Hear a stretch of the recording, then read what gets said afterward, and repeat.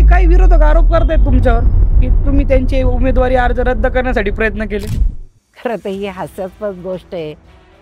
हा केवळ बालिशपणा आहे. एक सिंपती मिळवण्याचा मार्ग माझ्या भाषेत सांगायचं तर. ताई ह्या प्रभागात शिवसेना राष्ट्रवादीची युती झाली आहे. तुमच्या पॅनलला याचा फायदा होईल का बरं?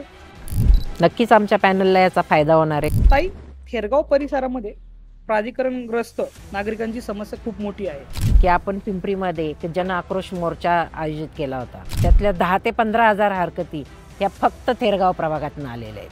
ताई तुम्हाला काय वाटतं भाजपचा 5 वर्षाचा कार्यकाळ कसा होता? जेव्हा रस्त्यावर चिटपाखरू देखील नव्हतं त्या काळामध्ये 7,000 कुत्र्यांवरती या लोकांनी नसबंदी केली. खरं हे वाटण्यासारखी गोष्ट आहे का? फक्त ही नसबंदी कागदोपत्री झाली आणि हजारो लाखो रुपये त्यामध्ये लाटले गेले. जनता वेंधळी नाही आहे. त्यामुळं ते खोटं बोलायचं, रेटून बोलायचं हा जो भाजपचा अजेंडा आहे याला कुठंतरी चाप बसला पाहिजे.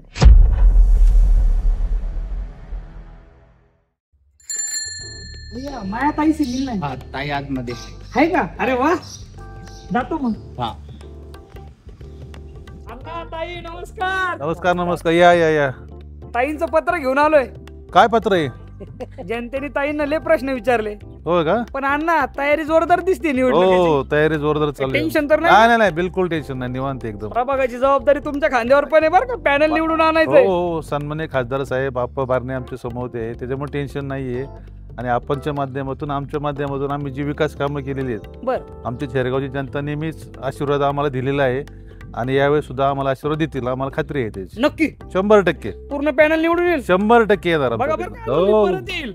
100% येणार पॅन. बरं आता मी ताईंना प्रश्न विचारतो. हो, त्यांचे प्रश्न तुम्ही त्यांना विचारा, माझे प्रश्न मला विचारा. चालेल.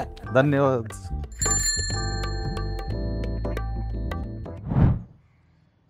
ताई हे पत्र आहे माझ्या हातात. या पत्रात प्रभागाचं चित्र आहे तुमच्या. ताई ज्या ज्या वेळेस पिंपरी चिंचवडचा विकास येतो अजितदादांचं नाव घेतलं जातं. पिंपरी चिंचवडची जनता मग आता अजितदादांच्या पाठीमागे उभं राहील का असं वाटतं का तुम्हाला? कारण की निवडणूक सोपी नाही ही. नक्कीच निवडणूक सोपी नाही आणि कुठलीच निवडणूक कधीच सोपी धरायची सुद्धा नसते. हा. कारण ही परीक्षा आहे.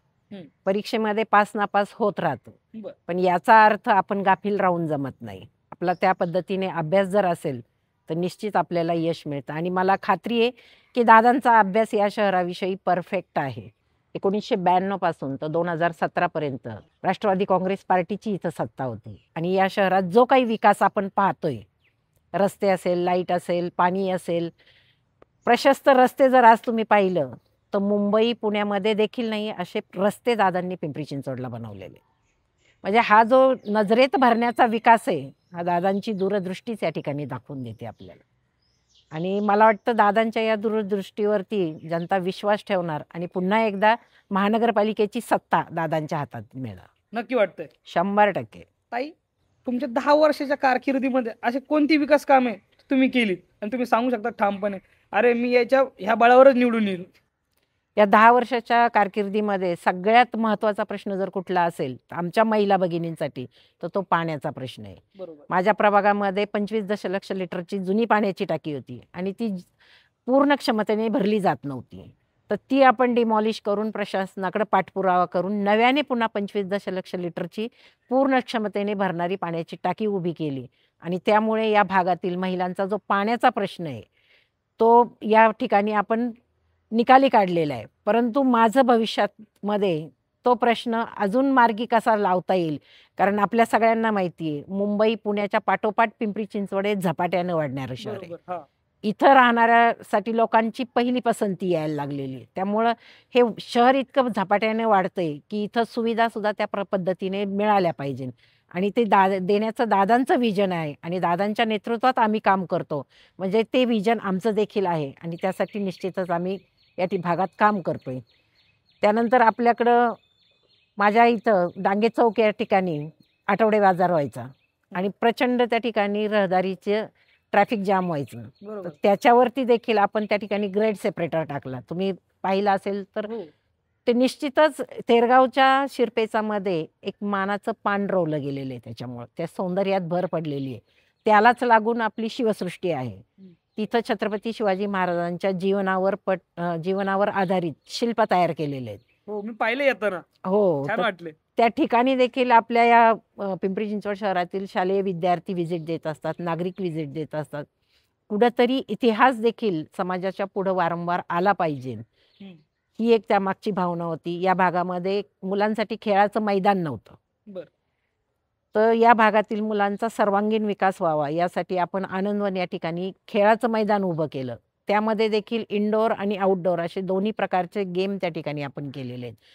म्हणजे अशा पद्धतीची कामं आपण या भागात केली. रस्ता, लाईट, पाणी ही तर मूलभूत गरजा नागरिकांना देणं, त्याला तर आम्ही बांधीलच आहोत. पण याच्याही पुढं जाऊन की इथं प्रत्येक कॅटेगरीतला माणूस राहतो, प्रत्येक समाजातला माणूस राहतो, त्याच्यासाठी जे जे करता येईल ते करण्याचा प्रामाणिक प्रयत्न या 10 वर्षाच्या कालखंडात केलेला आहे. ताई, विरोधक ना भाजपावर प्रचंड आरोप करत आहेत. भ्रष्टाचाराचे आरोप होत आहेत, प्रशासकीय राजवटीमध्ये आरोप होत आहेत. प्रशासकीय राजवटीत 22 ते 25च्या काळात प्रशासकीय राजवटीत अनेक भ्रष्टाचाराचे आरोप आले. ताई, तुम्हाला काय वाटतं भाजपचा 5 वर्षाचा कार्यकाळ कसा होता? खरं तर 2017 ते 2022 हा भाजपचा पिंपरी चिंचवड महानगरपालिकेतला कार्यकाळ. थोडं तुम्ही जर फ्लॅशमध्ये मागं जाऊन पाहिलं तर वर्तमानपत्रामध्ये भ्रष्टाचाराच्या अनेक बातम्या तुम्ही वाचल्या असतील. आणि त्यामध्ये कोरोनाचा काळ होता. तर या कोरोनाच्या काळामध्ये जेव्हा रस्त्यावर चिटपाखरू देखील नव्हतं, त्या काळामध्ये 7,000 कुत्र्यांवरती या लोकांनी नसबंदी केली. खरं हे वाटण्यासारखी गोष्ट आहे का? फक्त ही नसबंदी कागदोपत्री झाली आणि हजारो लाखो रुपये त्यामध्ये लाटले गेले. स्पर्श हॉस्पिटलचा घोटाळा, जिथं एकही कोविडमध्ये पेशंट नव्हता, तिथं देखील करोडोची बिलं देण्याचं पाप या भारतीय जनता पार्टीच्या लोकांनी केलेलं आहे. वेस्ट टू एनर्जीचा प्रोजेक्ट, ज्याच्यामध्ये कुठल्या प्रकारची मशिनरी वापरली, काय केलं, हे नगरसेवकांना कुठलाही थांगपत्ता माहिती न देता त्यांनी तो प्रोजेक्ट राबवला. आज शहरात जर तुम्ही परिस्थिती पाहिली कचऱ्याची, तर ती चांगली दिसते का? आज प्रत्येक ठिकाणी कचऱ्याचे ढिगारे आहेत. म्हणजे यामध्येही कुठंतरी त्यांनी मोठ्या प्रमाणात भ्रष्टाचारच केलेला आहे. अहो, छोट्या छोट्या गोष्टींसाठी जर तुम्ही वाढीव निविदा देत असाल आणि दुपटीने तिपटीने जर ते बजेट तुम्ही दाखवत असाल, तर यात भ्रष्टाचार नाही झाला तर काय झालं म्हणायचं? कारण आम्ही सुद्धा घर चालवतो, तुम्हाला आम्हाला सुद्धा प्रत्येक गोष्टीची कल्पना आहे. जनता वेंधळी नाही आहे. त्यामुळं ते खोटं बोलायचं, रेटून बोलायचं हा जो भाजपचा अजेंडा आहे, याला कुठंतरी चाप बसला पाहिजे. ताई, थेरगाव परिसरात चुकीचे डीपी आरक्षण आहे, याबद्दल तुम्ही काय करणार आहे? कारण की त्या चुकीच्या आरक्षणामुळे अनेकांचं संसार उद्ध्वस्त होऊ शकतो. 3 महिन्यापूर्वी जो प्रारूप डीपी आराखडा मंजूर म्हणजे जनतेसमोर मांडला प्रशासनाने, हा. त्यामध्ये अनेक त्रुटी आहेत. बरं. ज्या ठिकाणी सोसायट्यांचं कंप्लिशन आहे, बरं. त्या सोसायट्यांवरती रस्त्याचं आरक्षण त्यांनी टाकलेलं आहे. बापरे. मग असं कसं शक्य होऊ शकतं? ती जर सोसायट्यांना कंप्लिशन महानगरपालिकेने दिलेलं आहे, तर त्याच्यावरती आरक्षण टाकणं हे म्हणजे चक्क AC मध्ये बसून बनवलेला हा आराखडा आहे. ऑन स्पॉट जाऊन जर त्यांनी पाहिलं असतं, आणि बिल्डर धार्जिनी आराखडा आहे. कारण ही जे रस्त्याची आरक्षणं पडलेली आहेत, ही खूप जास्त प्रमाणात ही सर्वसामान्य नागरिकांच्या घरावरती पडलेली.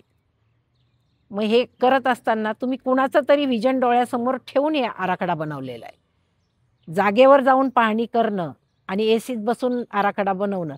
आता आळंदीसारखा आपला म्हणजे सगळ्यांचा एक अभिमानाची गोष्ट आहे की देहू आळंदी आपल्याला जवळ आहे आणि आपलं देवस्थान आहे आळंदी. आळंदीला लागून तुम्ही जर कत्तलखाना करत असाल, तर कुठेतरी इथं संत महंत आपल्याकडं, आपण त्यांचा आदर करतो, या संत मंडळींच्या भावनेला कुठेतरी हात घालण्याचं काम या मंडळींनी केले. मग ह्या चुकीच्या गोष्टींना जनता कधीच माफ करत नाही. तुम्ही निवडून जर आलात तर जे काही कामं राहिले असतील, अशी कोणती कामं आहेत की निवडून आल्यानंतर तुम्हाला अजून मोठ्या पद्धतीने, चांगल्या पद्धतीने करता येईल? खरं तर पाण्याच्या प्रश्नावर बोलायचं म्हटलं तर आमच्या महिला भगिनींचा सगळ्यात महत्त्वाचा प्रश्न तो पाणी प्रश्न. बरोबर. तर पाणी प्रश्नामध्ये दादा ज्यावेळेस महायुतीमध्ये सामील झाले 2016ला, बरं, त्यावेळेस दादांनी सर्वात पहिलं काम काय केलं, तर त्यांनी पवना बंदिस्त जलवाहिनीवर असलेली स्थगिती उठवली. बरं. आणि त्याच दरम्यान जलसंपदा मंत्री देखील दादा होते. त्यावेळी त्यांनी भामा, आसखेड आणि आंध्र अशा दोन्ही धरणातनं पाण्याचा कोठा पुणे महानगरपालिका आणि पिंपरी चिंचवड महानगरपालिका यांना एकत्रित मंजूर केले. पुणे महानगरपालिकेनं भामा आसखेडचा प्रकल्प यशस्वीरित्या पार पाडला. आज तिथल्या नागरिकांच्या नळाला भामा आसखेडचं पाणी आलेलं आहे. परंतु त्या काळामध्ये आपल्या पिंपरी चिंचवडमध्ये भारतीय जनता पार्टीची सत्ता असल्यामुळं त्यांना हा प्रोजेक्ट यशस्वीरित्या पार पाडता आला नाही किंवा तो पूर्ण करता आला नाही. ही खरं तर नामुष्की त्यांच्यामुळं नागरिकांना मिळालेली. तर हा प्रश्न कुठंतरी मार्गी लावून मला 24/7चा प्रकल्प जो दादांचं विजन आहे ते या भागामध्ये या शहरामध्ये मला राबवायचं आहे. सर्वात पहिलं माझं ते विजन असेल. या भागामध्ये रहदारीचा प्रचंड प्रश्न आहे. तुम्ही जर पाहिलं तर रस्त्याच्या दुतर्फा अनधिकृत गाड्यांचं पार्किंग आहे. बरं. तर हे गाड्यांचे पार्किंग देखील हटवले, रस्ते मोकळे केले तर रहदारीचा प्रश्नही काही अंशी मार्गी लागू शकतो. या माझ्या प्रभागाला लागूनच पवना नदी आहे. तर हे नदीचं पात्र अतिशय खराब आहे. तर त्याला देखील आपल्याला नैसर्गिक जे गोष्टी आहेत त्याला नैसर्गिकच ठेवायच्या आहेत. कारण पर्यावरणाचा विचार करून आपल्याला विकास कामं करायची. निसर्गाला आपण चॅलेंज करू शकत नाही. नाही, बरोबर आहे. ताई, थेरगाव परिसरामध्ये प्राधिकरणग्रस्त नागरिकांची समस्या खूप मोठी आहे. त्यांना जे हक्काचं प्रॉपर्टी कार्ड मिळायला पाहिजे ते मिळवण्यासाठी, त्यांना मिळवून देण्यासाठी तुम्ही काय प्रयत्न केले? प्राधिकरणग्रस्त नागरिकांचे प्रॉपर्टी कार्ड मिळवून देण्यासाठी खरं तर तुम्ही सगळ्यांनी सोशलमध्ये पाहिलं असेल की आपण पिंपरीमध्ये एक जन आक्रोश मोर्चा आयोजित केला होता. त्याला प्रचंड नागरिकांनी प्रतिसाद दिला आणि या DPWच्या आरक्षणाच्या संदर्भामध्ये लोकांनी ज्या हरकती नोंदवल्या, जवळजवळ 50,000 हरकती त्या ठिकाणी आलेल्या आहेत. त्यातल्या 10,000 ते 15,000 हरकती ह्या फक्त थेरगाव प्रभागातून आलेल्या आहेत.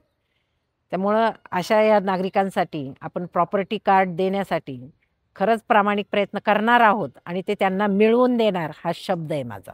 ताई, ह्या प्रभागात शिवसेना राष्ट्रवादीची युती झाली आहे. तुमच्या पॅनलला याचा फायदा होईल का बरं? नक्कीच आमच्या पॅनलला याचा फायदा होणार आहे. कारण आपल्याला माहिती आहे की गेल्या 10 वर्षापासून माननीय खासदार आप्पा बारणे या भागाचं मावळ मतदारसंघाचं नेतृत्व करतात. त्याचप्रमाणे माझे पती माननीय संतोष अण्णा बारणे, माजी विरोधी पक्षनेता, ज्यांनी पिंपरी चिंचवड महानगरपालिकेमध्ये विरोधी पक्षनेता म्हणून काम केलेले, ह्या दोघांची ताकद एकत्र आली आणि दोघांचं व्हिजन. कारण आप्पा हे माननीय उपमुख्यमंत्री आदरणीय एकनाथजी शिंदे साहेब यांच्या नेतृत्वात काम करतात आणि संतोष अण्णा बारणे हे दुसरे माननीय उपमुख्यमंत्री आदरणीय अजितदादा पवार यांच्या नेतृत्वाखाली काम करतात. त्यामुळे या दोघांचं व्हिजन जर एक झालं तर निश्चितच त्याचा फायदा आमच्या पॅनलला होईल. ताई, तुम्ही 10 वर्षात केलेल्या कामांचा फायदा या निवडणुकीत तुम्हाला होईल? 100% होणार आहे. कारण ज्याचं विजन क्लिअर आहे, ज्या पक्षामध्ये शिस्त आहे आणि जिथं कामामध्ये सातत्य आहे, या गोष्टी जर तुम्ही एकत्रित केल्या तर त्याचं भविष्यामध्ये इम्प्लिमेंट चांगलंच होतं आणि चांगलंच होणार आहे याची खात्री आहे. पण ताई, काही विरोधक आरोप करतायत तुमच्यावर की तुम्ही त्यांचे उमेदवारी अर्ज रद्द करण्यासाठी प्रयत्न केले. खरं तर ही हास्यास्पद गोष्ट आहे. हा केवळ बालिशपणा आहे. एक सिंपती मिळवण्याचा मार्ग माझ्या भाषेत सांगायचं तर निवडणूक आयोग हा सेपरेट विभाग आहे आणि मी एक सर्वसामान्य माजी नगरसेविका आहे. त्यामुळे माझं तिथपर्यंत इंटरफेअर असू शकतं का, ही विचार करण्याची बाब आहे. केवळ हा स्टंट आहे आणि या स्टंटला मला वाटतं ही जनता भुलणारी नाही आहे. सुज्ञ नागरिक आहेत, त्यांना सगळ्या गोष्टी समजतात. खरं तर जी निवडणूक आयोगाची नियमावली आहे त्याच्यामध्येच नमूद आहे की 3 वाजेपर्यंत आरोकडं AB फॉर्मचे सबमिट करायचे. बरं. परंतु त्यांना वेळेमध्ये ते करता आलं नाही आणि हे स्पष्ट आपल्या निवडणूक अधिकारी डांगे मॅडम यांनी छाननीमध्ये स्पष्टपणे उल्लेख केलेला आहे. त्यांनी त्या ठिकाणी स्पष्टपणे सांगितले की तुम्ही 4:30 वाजता माझ्याकडे AB फॉर्म घेऊन अनधिकृतपणे माझ्या केबिनमध्ये आलात आणि माझ्यावरती आग्रह धरला की तुम्ही AB फॉर्म स्वीकारावे. हे माझं म्हणणं नाही आहे, हे डांगे मॅडमचं म्हणणं आहे आणि तेच CCTV फुटेज निवडणूक आयोगाकडे आहे, ते देखील जनतेला पाहायला मिळेल. ताई, या पत्राला उत्तर देताना तुम्ही काय सांगाल? नागरिकांना काय आवाहन कराल? नागरिकांना माझं एकच आव्हान राहील की ज्याच्यामध्ये काम करण्याची क्षमता आहे, ज्याच्या पक्षाला शिस्त आहे आणि ज्याचं विजन क्लिअर आहे, या सगळ्या गोष्टींचा सारासार विचार करा, योग्य उमेदवार योग्य खुर्च्यांवर बसवा आणि आपल्या प्रभागाचा सर्वांगीण विकास करून घ्या. हीच सर्व नागरिकांना माझी विनंती राहील. ताई, तुम्हाला या निवडणुकीसाठी खूप खूप शुभेच्छा. तुमच्या हातून लोकशाहीची सेवा घडो आणि जनतेचे प्रश्न सगळे मार्गी लागो तुमच्या हातून, असे मी तुम्हाला शुभेच्छा देतो. आता तुम्ही जे उत्तर मला दिलंय हे जनतेपर्यंत मी घेऊन जातो या पत्राद्वारे. 100% दादा. चालेल. तुम्हाला खूप ओके. खूप शुभेच्छा. येतो. जय धन्यवाद. महाराष्ट्र. जय महाराष्ट्र.